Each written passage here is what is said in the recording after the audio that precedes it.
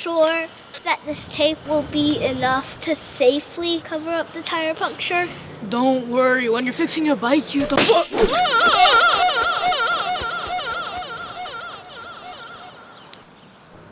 I think I'll just stick with fixing my bike the normal way. Tire repair.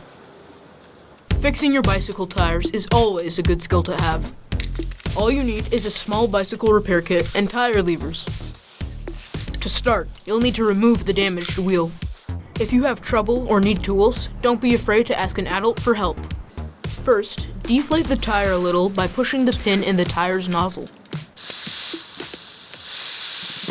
Then use the tire levers to remove the outer rubber tread of the tire. And remove the inner tube.